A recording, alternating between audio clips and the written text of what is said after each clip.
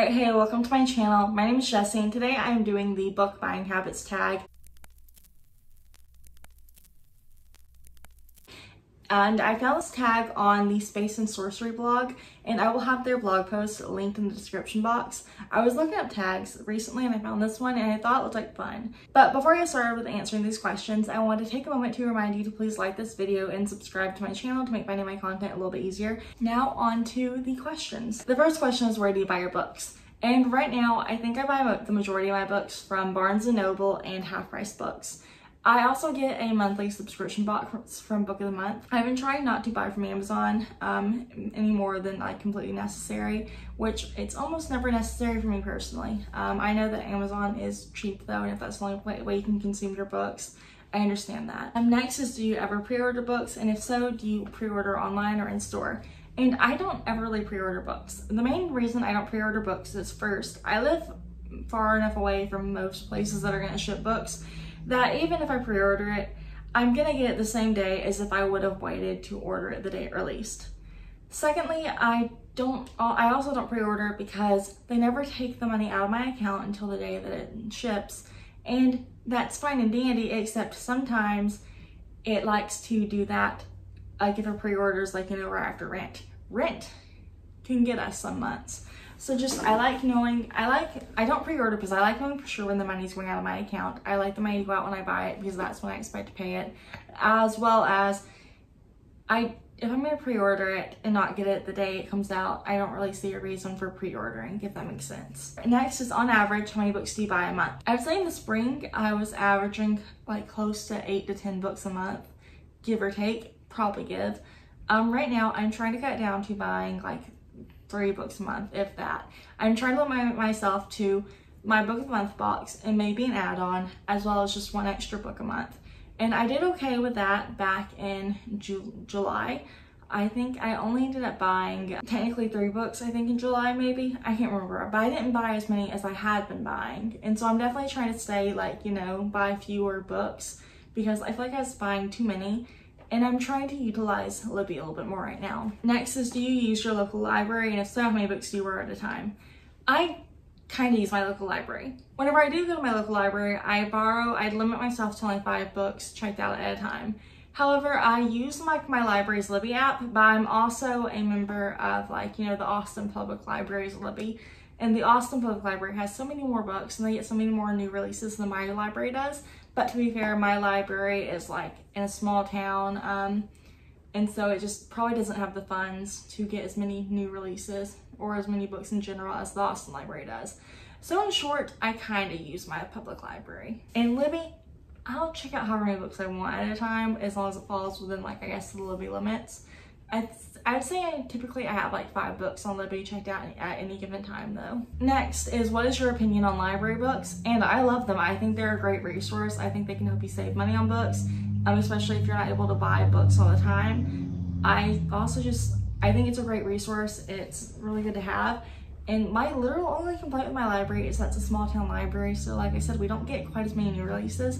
And there's a lot of late 90s, early 2000s, early 2010s books in there, which are all great, but it's just sometimes I want to read newer stuff. They do surprisingly have more than I expected them to have whenever I first started using my library, but now that I've seen the Austin Library's Libby, I use that a little bit more. How do you feel about secondhand books? These are also books that I feel like are pretty great the majority of the time. As long as the book's in pretty good condition, I think they're great. I think I've said that I have pretty good luck at Half Price Books. Sometimes I'll go and get one of the newer books from the new book section, but a lot of the times when I go to Half Price Books, it's for older books, and the majority of the time they're in great condition. I've also used a book outlet before, and I think some of those books are unused books, and I've also had really good luck with them as well.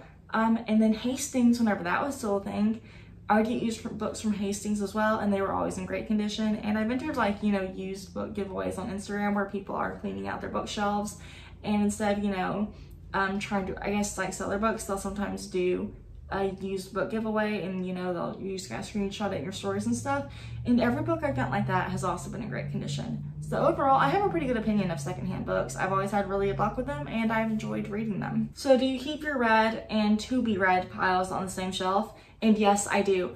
My bookshelf right now is probably pretty evenly split between read and unread books. And also my big bookshelf isn't quite filled up yet, although I've just started adding books to my bottom shelf. But I think for now, I'm going to keep them all on the same shelf. I don't have, you know, enough. If I took all my unread books off, I wouldn't have another place to put them. And then my bookshelf would be mostly empty. So at this point in time, it makes the most sense for me to organize them together. Maybe in the future, I'll get like a cute little TBR cart. But as of right now, that just doesn't make sense for me and the amount of books I have versus the space I have to store them. Next is, do you plan to read all the books you own? And yes, all the books that are mine on my shelf, I do intend to read at some point. When I say that, because like Chris has like, you know, I think 1.5 full shelves, and I don't really intend to read any of his books, but all the books that I either bought and picked out for myself or that were picked out for me and gifted to me, those are all books that I intend to read at some point. It may be this year, it may be in the next 5, I don't know, but I do intend to read them as soon as I get a chance to, or as soon as I get around to them. But I don't, like, there's no book on my shelf that I plan to just not read at all. Next is, what do you do with books that you either don't think you'll ever get around to reading or that you didn't enjoy? And so I kind of like, any book that I really enjoyed and think there's a chance I'll reread, I keep. And so that tends to be any book rated from like 3 stars all the way to 5 stars. Whereas books that I end up rating 1 and 2 stars and that I just hated for whatever reason, I intend to unhaul and probably sell at half-price books, maybe give them away to someone who actually wants them. So for example, right now I have, I think, at least 2 books on my bookshelf at the moment that I did not like, and whenever I have like a suitable number and my bookshelf won't look naked, I will go give them away either at like half-price books, maybe like one of those little libraries that you see at parks, like the little birdhouse looking ones. I can't think what they're called right now, free libraries, or, you know, just places like that. Books that I don't like, I'm not going to keep on my shelf for the long term. And so that's one thing that kind of makes me nervous about buying books. But that's also a reason that, like, as I read Libby books and like library books, I kind of keep up with the books that I want to own physical copies of to reread. Have you ever been on a book buying ban? And no, not really. I have myself, like I said, currently on a book buying limit, but I've never done a book buying ban. But if I did, I think I'd have it to where, you know, the only book I'd get each month was my book of the month box. And I say that because I don't want to cancel my subscription box at the moment, because I have, like, I guess I've done it long enough where I have the BFF perks and I don't want to lose those.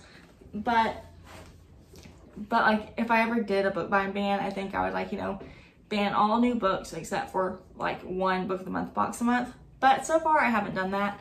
I've been thinking about doing it, but I haven't made up my mind. And then lastly, do you feel that you buy too many books?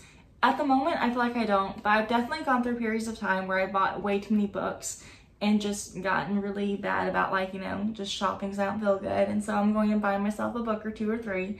And so but lately in general, I feel like I've done a pretty good job at limiting what I buy, not buying more than I intend to read in a given point in time. Although I still don't always get to them as soon as I would like to. But overall, my book buying habits, I think, are much better than they were at the beginning of 2021. Anyways, thank you so much for watching this video. Please feel free to do this tag. And also, if you have done this tag, whether it be a YouTube video, blog post, Instagram link, or Instagram post, please let me know so I can check it out. I really want to see other people's answers. Anyways, thank you so much for taking the time to watch this video, and I'll talk to you next week. Bye.